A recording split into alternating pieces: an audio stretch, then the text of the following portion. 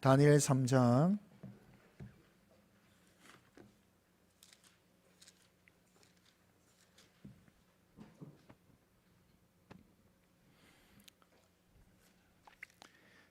12절에서 18절까지 말씀입니다.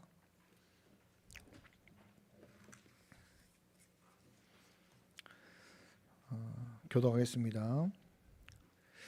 이제 몇 유다 사람 사드락과 메삭과 아벳느고는 왕이 세워 바벨론 지방을 다스리게 하신 자이건을 왕이여, 이 사람들이 왕을 높이지 아니하며 왕의 신들을 섬기지 아니하며 왕이 세우신 금 신상에게 절하지 아니하나이다.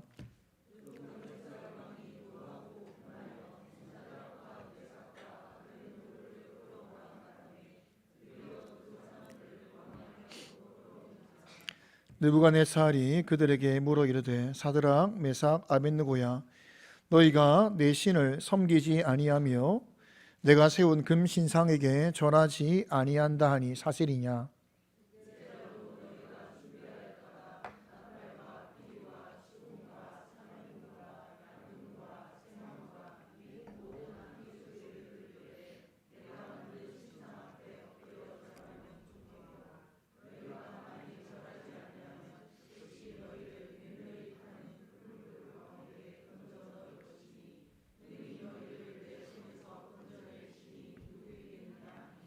사드락과 메삭과 아벳느고가 왕에게 대답하여 이르되, 느부갓네살이여, 우리가 이 일에 대하여 왕에게 대답할 필요가 없나이다.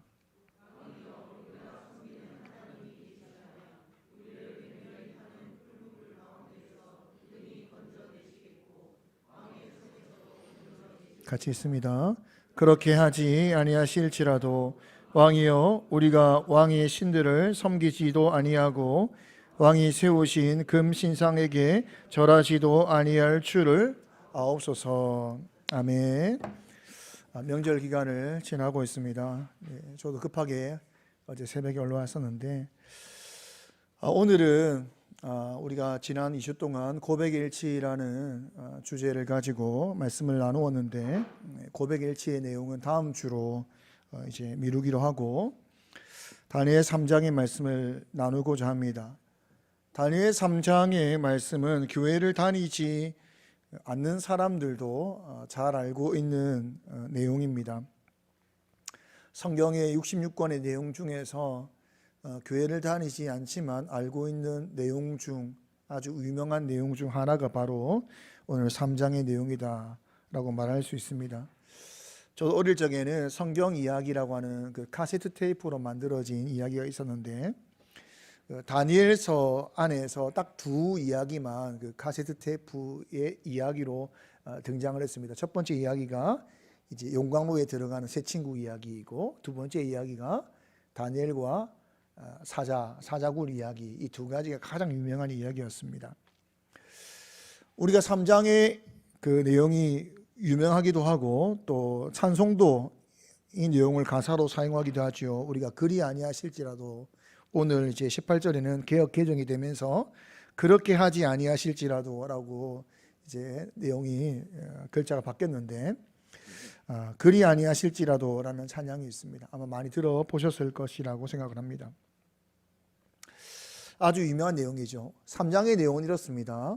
느부갓네살 왕이 자신의 영화를 드러내기 위해서 자신의 모형으로 된 금신상을 만들게 됩니다. 높이가 60규빗, 한 규빗을 보통 45cm라고 하는데 이제 그냥 50cm로 계산하면 30m, 높이가 무려 30m가 됩니다. 또 너비가 3m, 엄청나게 큰 금신상을 두라 평지에 세우게 됩니다. 그리고 낙성식 때가 되어서 모든 관원들을 다 참석하게 하지요. 그리고 모든 관원들을 이 금신상 앞에 서게 합니다.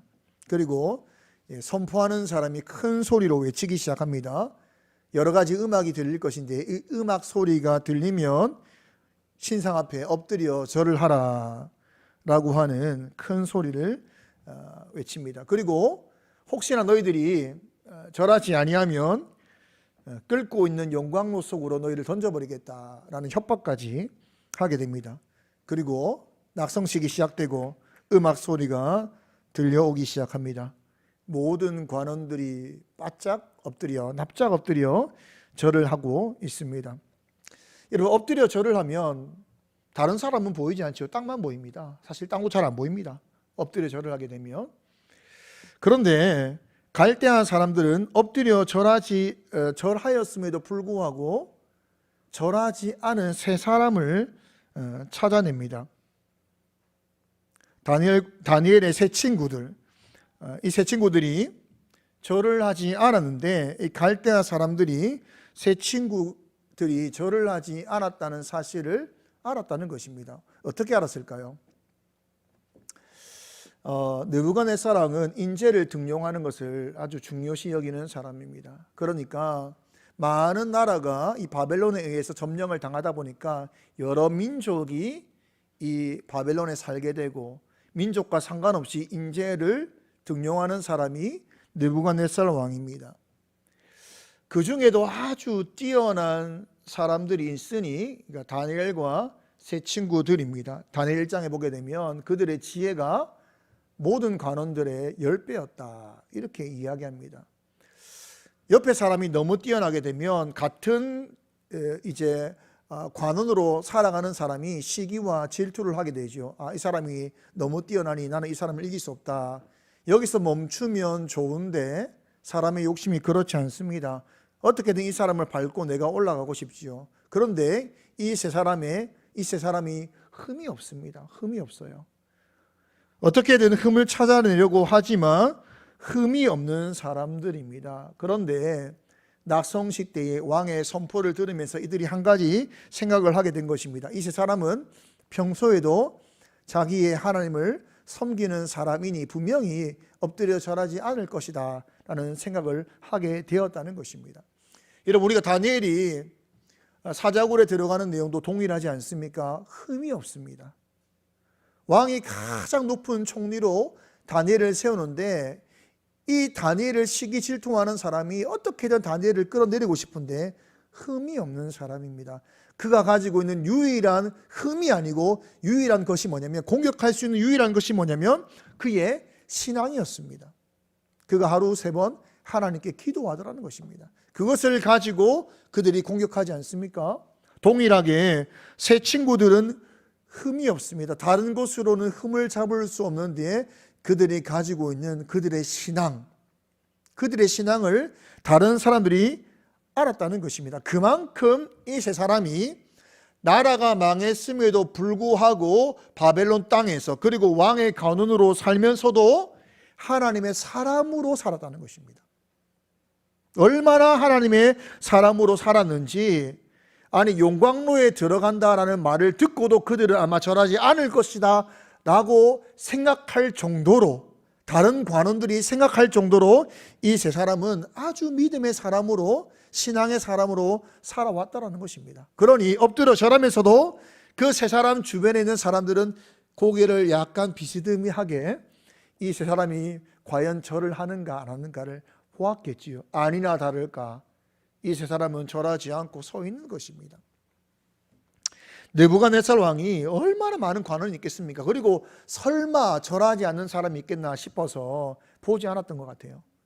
그러니 갈대아 사람들이 일어나서 왕에게 가서 이야기해 주는 것입니다. 왕이요, 세 사람이 절을 하지 않았습니다 라는 이야기를 합니다.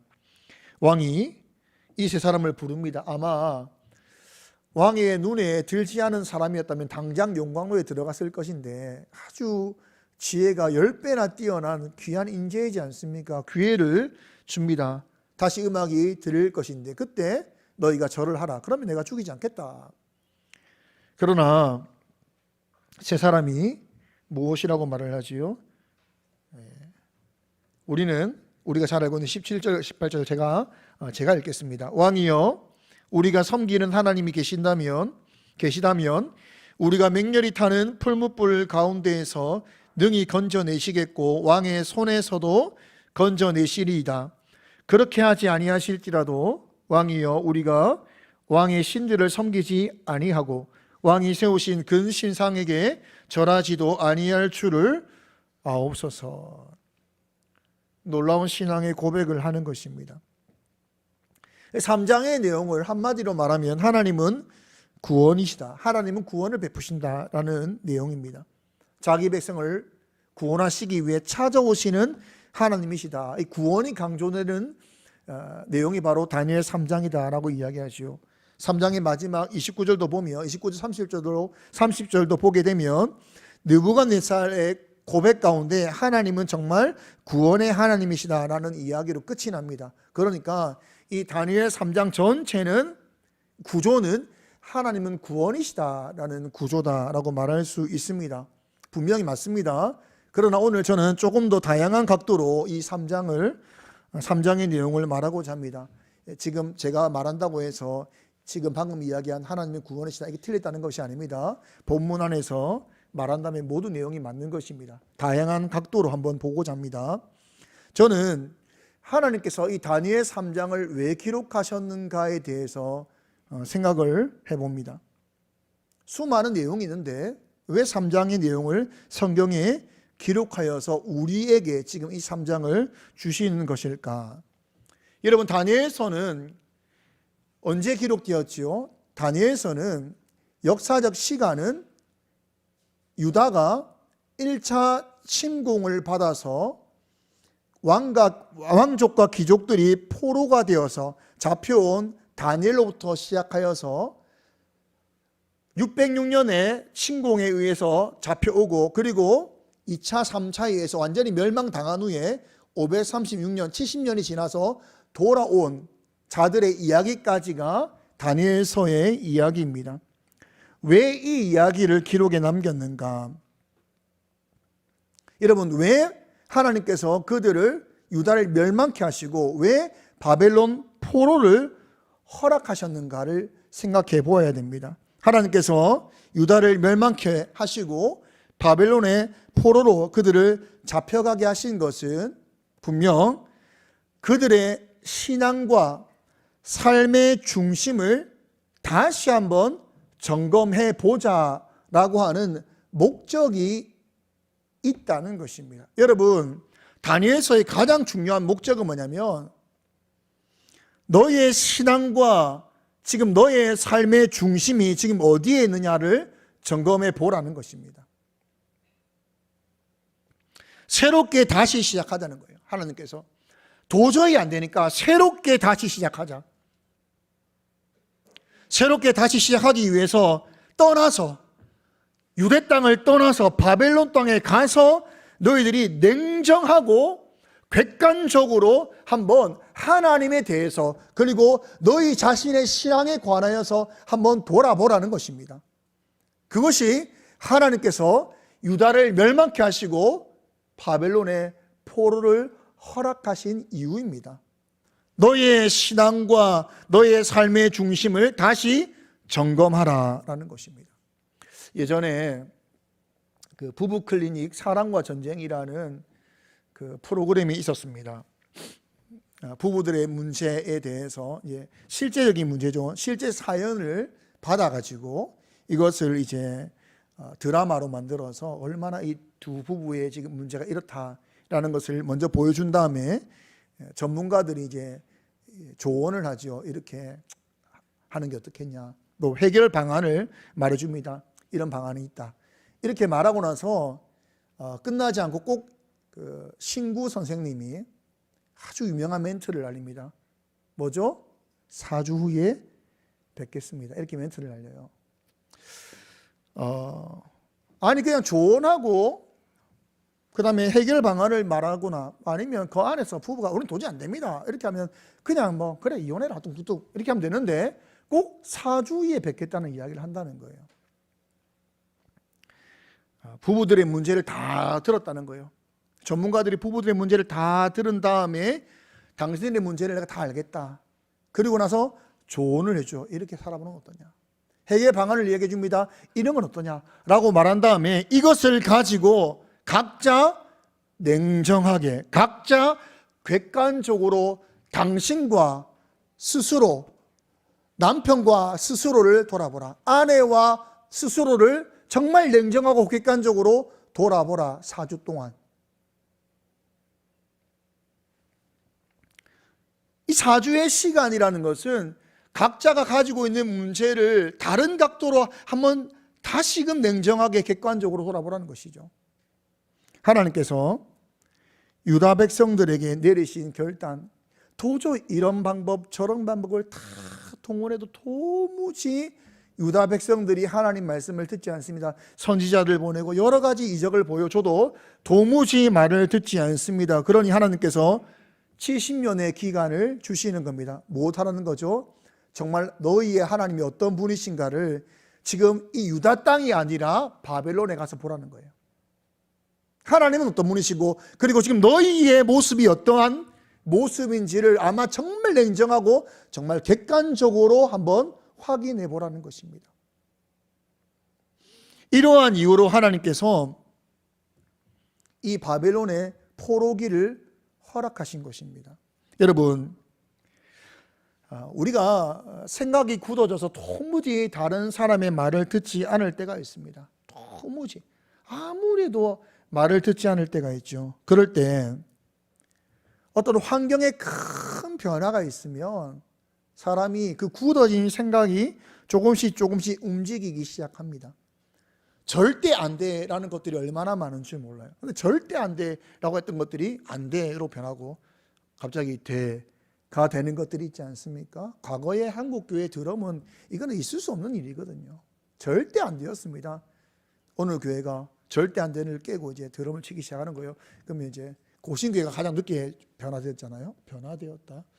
표현이 좀 이상한데 다른 교회 막 드럼을 치는 거예요. 그러니까 젊은 청년들이 목사님, 장로님, 우리 교회도 드럼을 놓읍시다. 절대 안 돼. 10년 지나서는 안 돼. 돼. 이렇게 바뀌었다는 거죠. 그렇게 변화되어 오지 않습니까?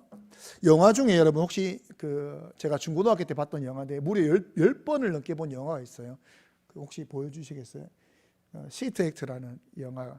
안 보신 분들 보세요. 아주 유명한 영화예요.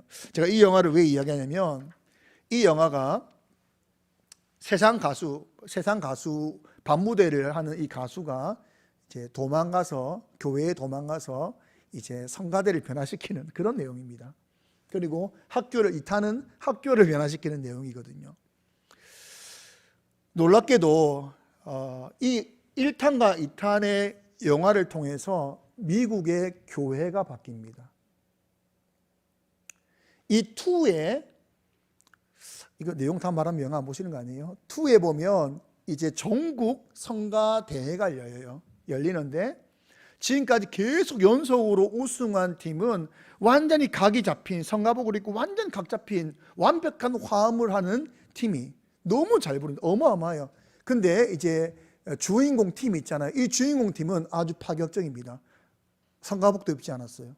처음으로 성가복 입지 않고 배꼽티를 입고 막 춤을 추고 랩을 하고 뭐 R&B를 하고 막 자기들이 막 미친 듯이 노래 부르고 막 이렇게 하거든요. 근데 그 팀이 1등을 하는 거예요. 이 영화가 뭘 보여주냐면 흐름이 바뀐 거예요. 아주 엄숙하고 경건하고 이래야만 찬양이다 라는 것에서 꼭 그렇지 않은 거예요. 이 자유로움, 하나님 앞에서 자유로울 수 있다.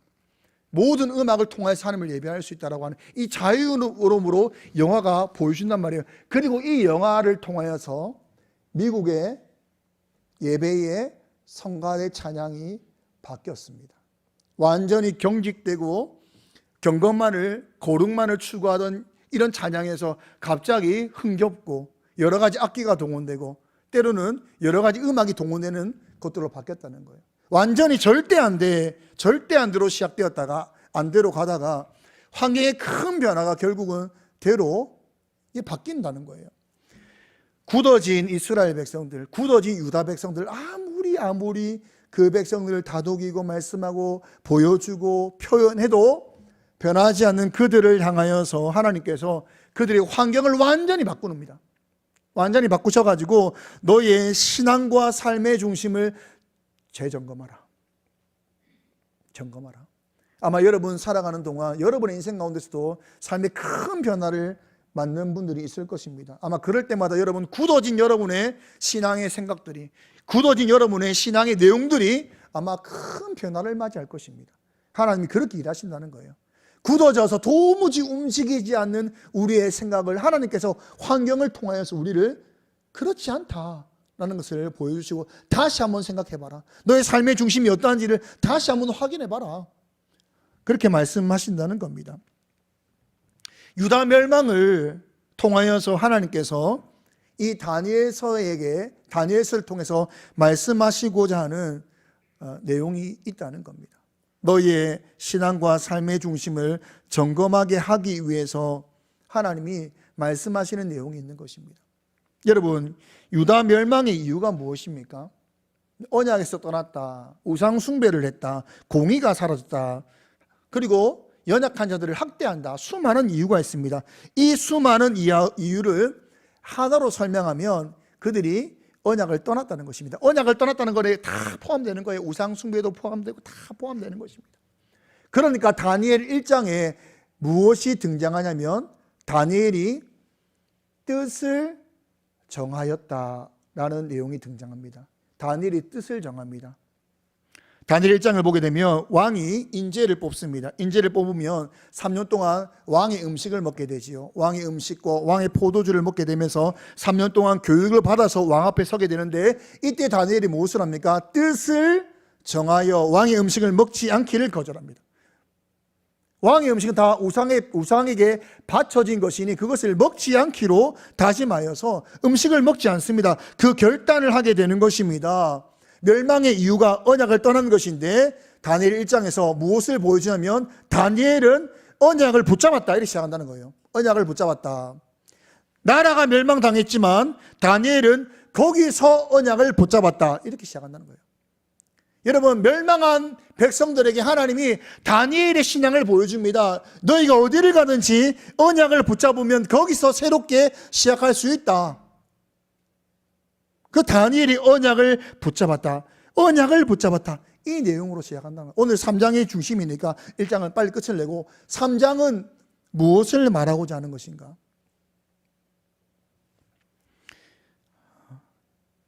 예레미야 3장 1절부터 5절 교독을 하겠습니다.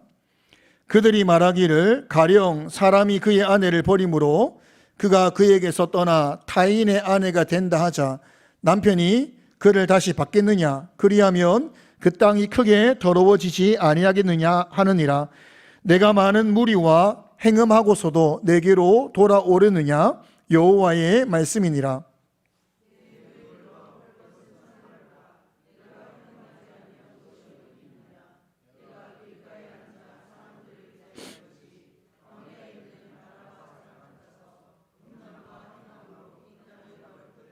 그러므로 단비가 그쳤고 늦은 비가 없어졌느니라. 그럴지라도 내가 창녀의 낯을 가렸으므로 수치를 알지 못하느니라.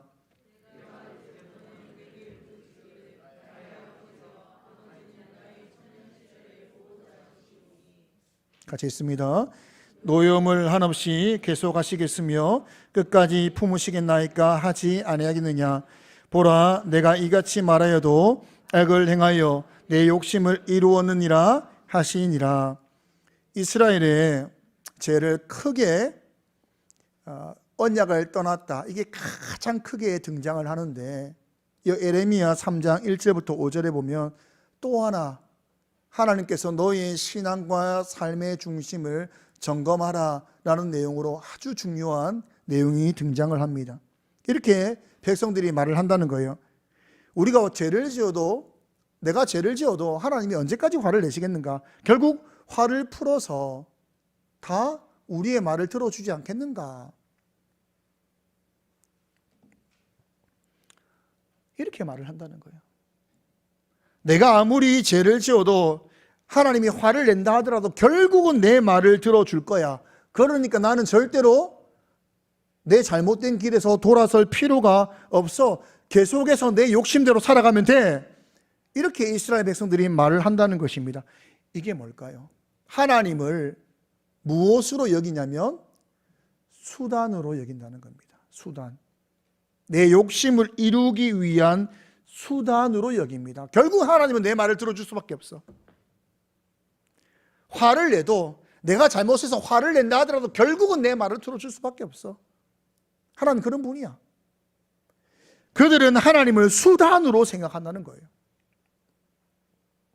제가 이번에 태국 갔을 때 마지막 날 우리 파타야에 농룩 빌리지라는 것을 갔습니다. 아마 태국 가신 분들은 다 아실 건데 이제 선교사님이 농룩 빌리지의 형성 과정을 이게 어떻게 만들어졌는지를 설명을 했습니다. 제가 기억이 안 나가지고 검색을 해보니까 선교사님과 다른 견해가 많더라고요. 하지만 저는 선교사님을 믿고 목사님, 선교사님 틀렸습니다.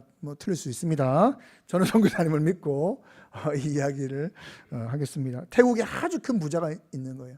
아주 큰 부자가 있는데 그에게 많은 제 아내와 많은 첩이 있었습니다.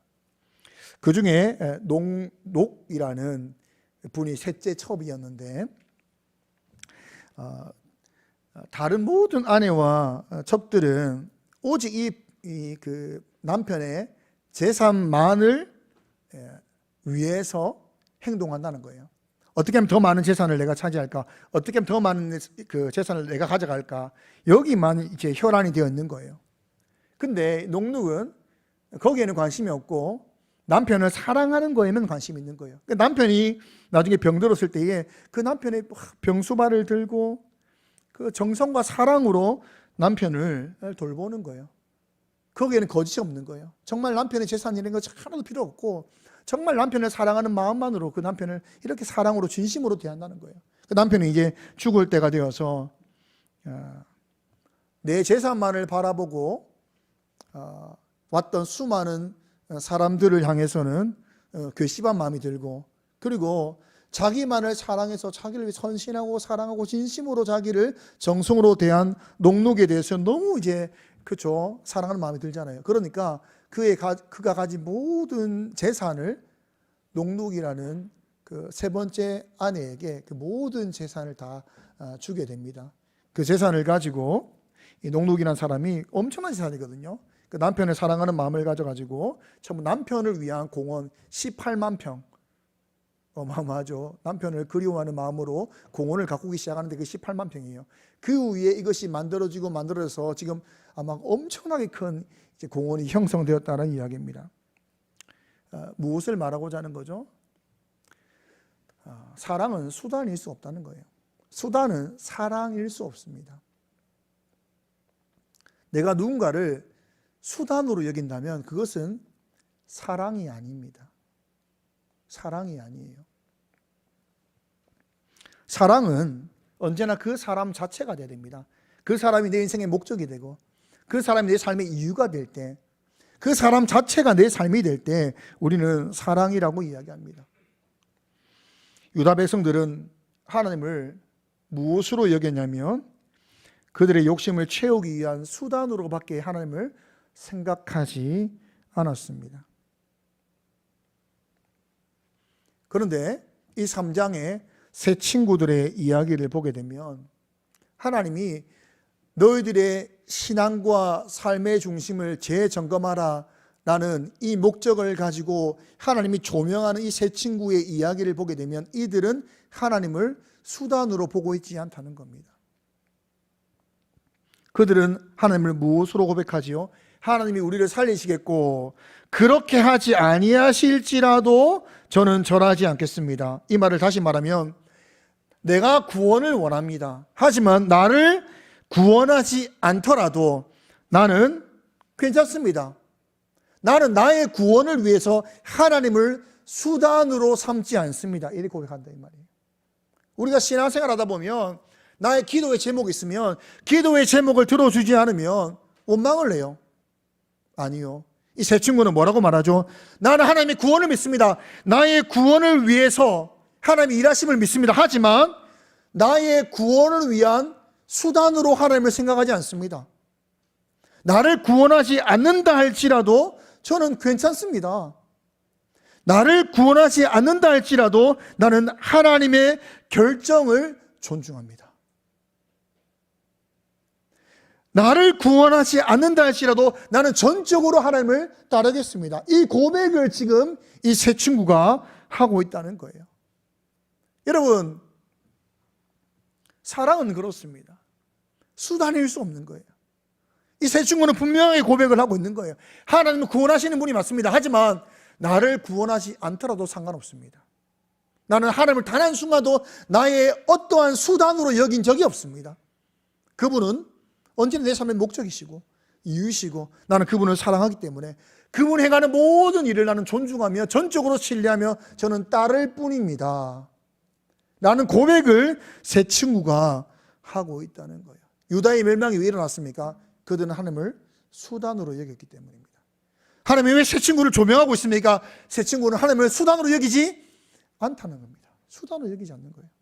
그들은 진심으로 하나님을 사랑하기에 그분의 결정과 그분을 신뢰하기에 전적으로 따를 뿐이다 라고 고백을 하고 있다는 것입니다. 여러분, 하나님이 우리를 수단으로 부른 적이 있습니까? 하나님이 여러분을 수단으로 부른 적이 있냐 이 말이죠. 어떤 분들은 이렇게 이야기합니다. 하나님은 우리를 자신의 영광을 위한 도구로 우리를 만드셨다. 자신의 영광을 드러내기 위한 도구로 우리를 부르셨다. 그래서 이 도구라는 단어에 꽂혀서 수단이지 않느냐, 우리를 도구로 만들었다는 것은 자신의 영광을 위한 수단이지 않느냐, 이렇게 말하는 분이 있습니다. 여러분, 시편 148편을 보면 이렇게 나옵니다. 모든 천사, 모든 군대여 주를 찬양하라.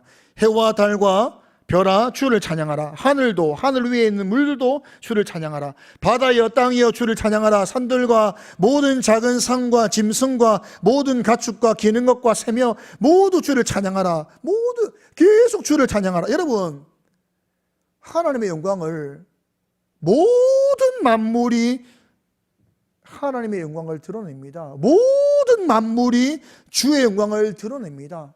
돌들도 주를 찬양합니다. 우리가 수단이 될 필요가 없어요. 우리가 수단이 되어야만 주의 영광을 드러낸다. 그럴 필요가 없는 분입니다. 그럴 필요가. 모든 만물이 주의 영광을 노래합니다.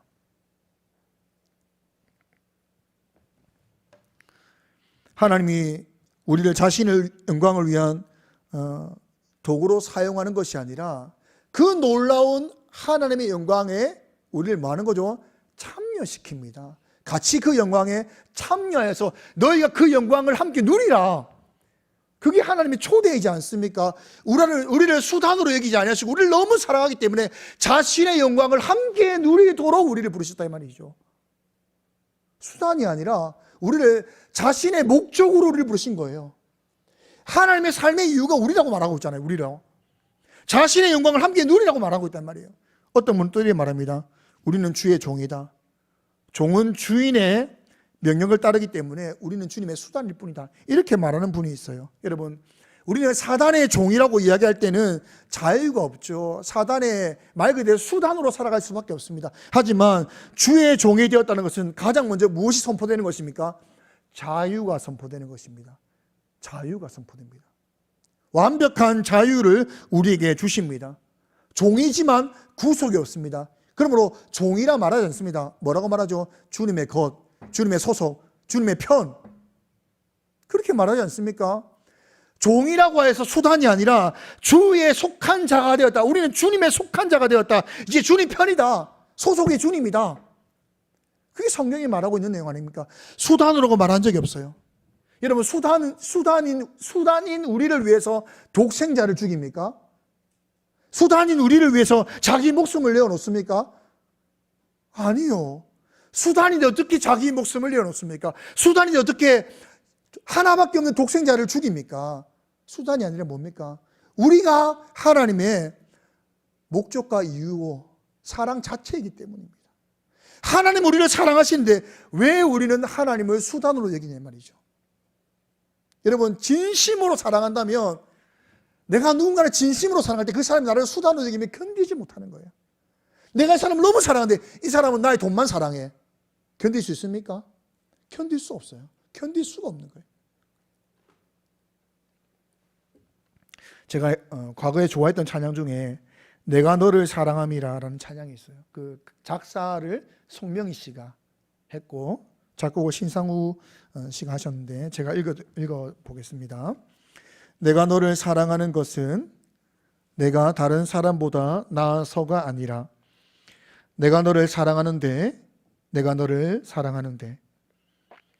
내가 너를 사랑하는 이유는 내가 죄를 짓지 않아서가 아니라 내가 너를 못 잊어하고 사랑하는 까닭은 내가 너를 영원히 사랑함이라. 내가 너를 사랑하고 영화롭게 하는데 누가 너를 정죄하리요 욕되게 하리요. 아무도 너를 만질 수 없음은 내가 너를 사랑함이라. 여기 사랑하는데 이유가 있습니까? 없습니까? 없는 게 사랑하는 거예요. 다르게 말하면 우리가 하나님의 열심의 목적과 이유 자체입니다. 그만큼 사랑하는 거예요. 그만큼. 우리가 잘났어도 아니고 우리가 죄를 짓지 않았어도 아니고 우리가 무엇 아닌데도 불구하고 그냥 사랑하기 때문에 하나님은 사랑하신다고 말하는 거예요. 그렇기 때문에 무엇을 견디지 못하냐면 우리가 하나님을 수단으로 여기는 것을 견디지 못합니다. 견딜 수 없어요. 질투 하나님이 왜 질투가 등장하는 거죠? 너무 사랑하기 때문에 견디지 못한다는 말입니다. 여러분 다니엘서를 1장에서는 뭐라고 말하죠? 언약을 붙잡아라. 제발 언약을 붙잡아라. 우리 결혼했지 않느냐? 왜 언약을 자꾸 어기냐? 3장에서 뭐라고 말하죠? 너 왜 나를 수단으로 여기느냐?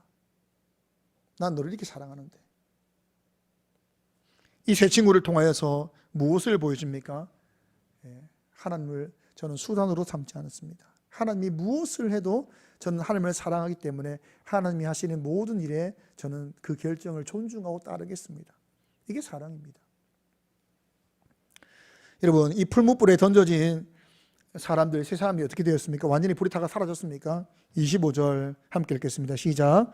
왕이 또 말하여 이르되 내가 보니 결박되지 아니한 네 사람이 불 가운데 다니는데 상하지도 아니하였고 그 넷째의 모양은 신들의 아들과 같도다 하고, 이 집 느부갓네살 왕의 말이죠. 신들의 아들과, 그들은 이제 다신론 사상을 가지고 있으니까 신들의 아들이다라고 이야기하니까 말을 하는데, 킹 제임스 버전이라든지 다른 다양한 번역에서는 The Son of God, 그리스도, 하나님의 아들이다 이렇게 표현하는 거예요.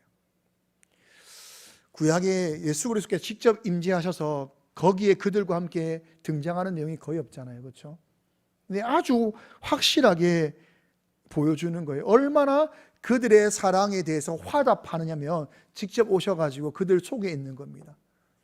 너희가 나를 인생의 목적과 이유와 사랑 그 자체로 여긴다면 나는 언제나 사랑이다 이렇게 보여준다 이 말이죠. 여러분 신앙생활 하면서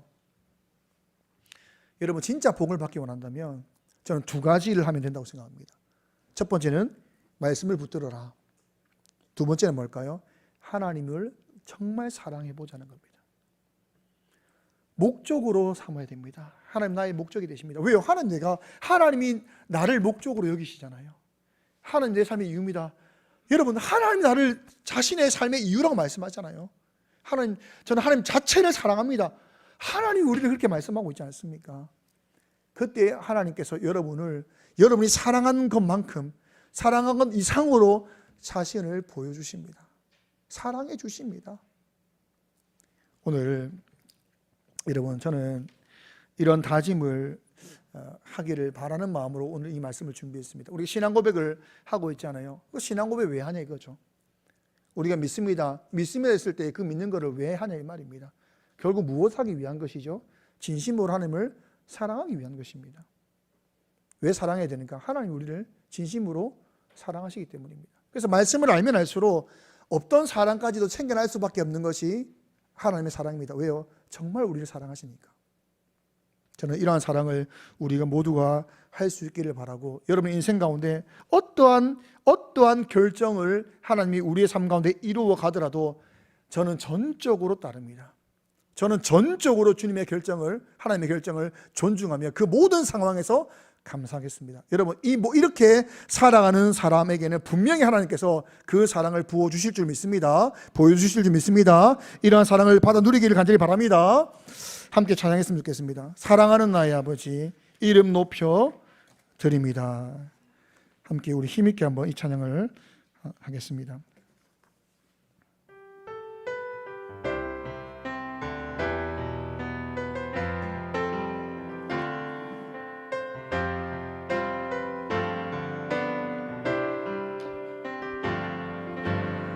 사랑하는 나의 아버지, 이름 높여드립니다. 주의 나라 찬양 속에 임하시니 능력에 주께 찬송할 전능하신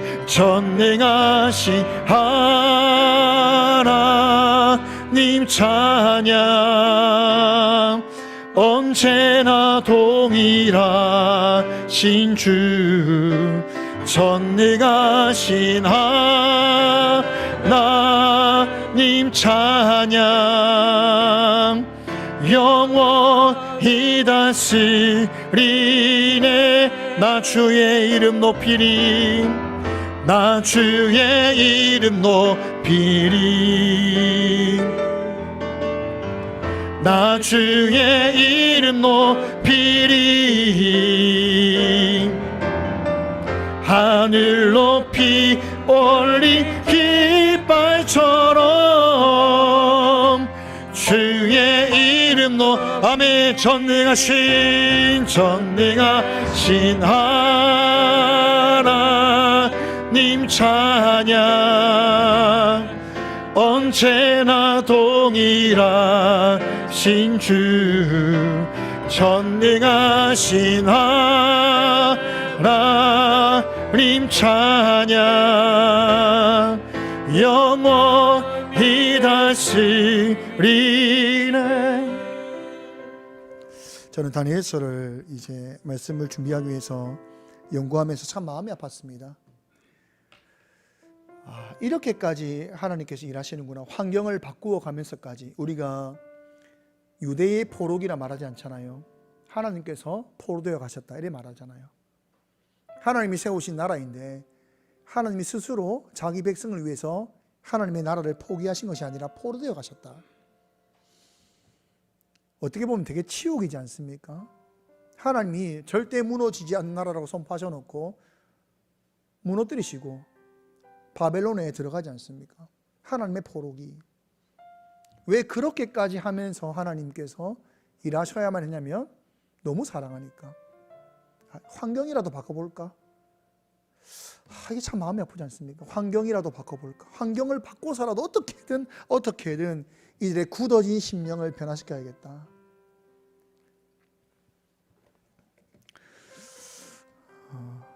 저는 신앙생활은 결국 우리가 얼마나 하나님을 사랑하는가라고 생각합니다. 내가 얼마나 하나님을 사랑하는가, 내가 얼마나 하나님의 사랑을 알고 내가 얼마나 하나님을 사랑하는가, 이게 신앙생활이라고 생각합니다.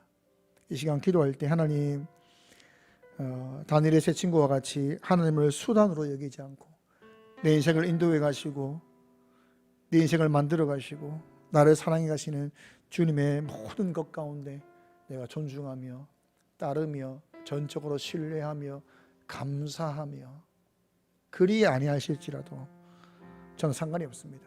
주님을 사랑하기 때문에, 주님을 신뢰하기 때문에 주님께서 하신 모든 결정 가운데 따르겠습니다. 함께 이런 고백을 할 수 있기를 바랍니다. 기도하겠습니다.